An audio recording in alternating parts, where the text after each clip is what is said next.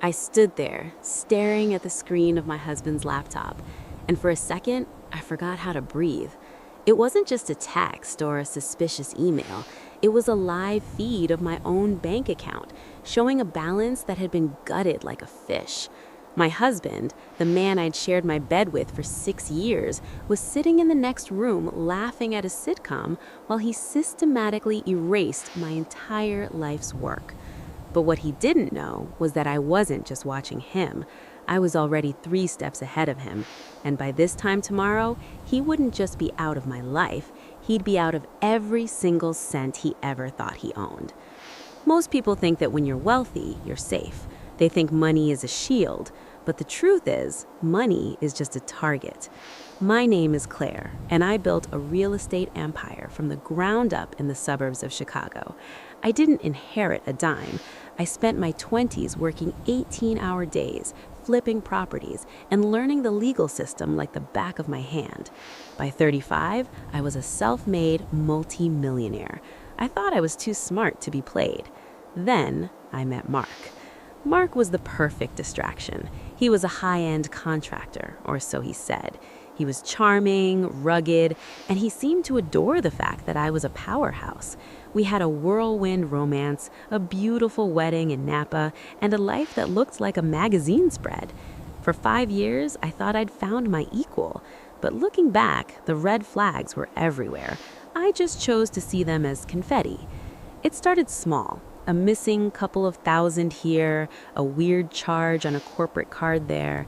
Mark always had an answer. A vendor overcharged us. A tool broke on a job site. He was so calm, so reassuring. He'd wrap his arms around me and tell me to stop worrying about the small stuff. He'd say, "Claire, we're a team. What's mine is yours, and what's yours is ours." I believed him until the day I found the burner phone hidden inside the lining of his golf bag. I wasn't even looking for it. I was just grabbing his clubs to drop them off for a cleaning, but the weight was off. I felt a hard, rectangular shape where there shouldn't be one. When I pulled it out, my heart did a slow, heavy thud against my ribs. It was an old-school flip phone, no passcode. I opened it, and my world shifted on its axis. There were hundreds of photos, not of me. They were of a woman I recognized, his lead designer, Sarah. But these weren't professional photos. They were shots of them in Hawaii, in Paris, in places Mark told me he was visiting for work conferences. And then I saw the texts. They weren't just talking about love. They were talking about me like I was an ATM. One text from Mark to Sarah read, "The transfer went through. She hasn't noticed a thing. Another few months and we can pull the trigger on the Florida house." Sarah replied, "I can't wait to be done with her. How much is left in the trust?" Mark's response made me physically ill, enough to make sure we never have to work again. She's too busy playing boss lady to see what's right under her nose. I sat on the floor of the garage for a long time, the cold concrete seeping through my leggings. I wanted to scream. I wanted to walk into the house, grab a kitchen knife, and end it right there. But I realized something in that moment. If I confronted him now, he'd have his lawyers ready. He'd take half of everything in a messy divorce, and he'd walk away with Sarah and my hard-earned money. I didn't want a divorce. I wanted a total eclipse. I wanted him to lose every single thing he had ever touched. I stood up, put the phone back exactly where I found it, and walked into the kitchen with a smile on my face. "Hey, babe," Mark said, looking up from his iPad. "You okay? You look a little pale." "Just a long day," I said, leaning over to kiss his forehead. It was the hardest thing I've ever done. "I think I'm going to go over the quarterly projections tonight. I need to move some funds around for that new development." His eyes lit up. I saw the literal glint of greed in his pupils. "That's my girl," he said, "always building the kingdom." I went into my office and locked the door. I didn't look at projections, I looked at my accounts. Mark had been clever. He hadn't been stealing large lumps. He'd been setting up dummy corporations, construction supply companies that didn't exist, and billing my firm for materials that were never delivered. He was laundering my money into a private account I didn't have access to. It was brilliant. It was also illegal. But I couldn't just call the police. If I did, the assets would be frozen and the legal battle would take years. I needed something faster, something more personal. I spent the next 3 days playing the part of the doting, distracted wife. I even took him out to a high-end dinner to celebrate a deal I told him I'd just closed. "To us," he said, raising a glass of vintage Cristal. "To getting exactly what we deserve," I replied. While he was sleeping that night, I went to work. I had spent years building a network of the best forensic accountants and private investigators in the state. I called in every favor I had. I told them I didn't want a report. I wanted a roadmap. I wanted to know where every cent of his private money was hidden. 2 days later, my investigator, a guy who looked like a retired linebacker, met me in a coffee shop. He slid a folder across the table. "It's worse than you thought," Elias said. "Not just planning to leave you, he's been funneling money into an offshore account in the Cayman Islands. He's already signed a lease on a penthouse in Miami under a shell company. He's planning to vanish at the end of the month." "How much?" I asked. "Roughly 4.8 million, Elias said. "And Claire, he's been using your signature. He's been forging your authorization on wire transfers for months." I felt a surge of cold fury. He wasn't just stealing, he was framing me for his own paper trail. If the IRS ever looked into those dummy corporations, I'd be the one heading to prison while he was sipping mojitos in Miami. "Can we trace the offshore account?" I asked. "I already have," Elias smiled, "and I found something even better. Mark is arrogant. He uses the same password for everything. It's the name of his first dog, followed by his wedding anniversary. Your anniversary." I almost laughed. The sheer audacity of using our wedding date as the key to the vault he was building with my stolen money. It was the perfect poetic injustice.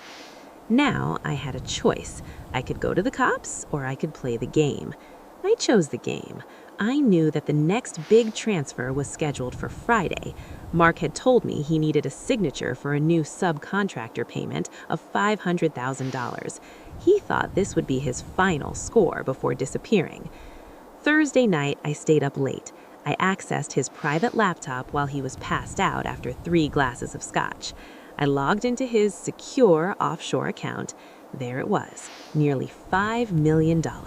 My money. I didn't just transfer it back to my account. That would be too easy to track. Instead, I used my knowledge of real estate law. I had my attorney, the one Mark didn't know I'd hired, create an ironclad, anonymous charitable trust. The mission of the trust? Providing legal aid to women who were victims of financial abuse. I initiated the transfer of every single cent from Mark's offshore account into that trust. But I didn't stop there.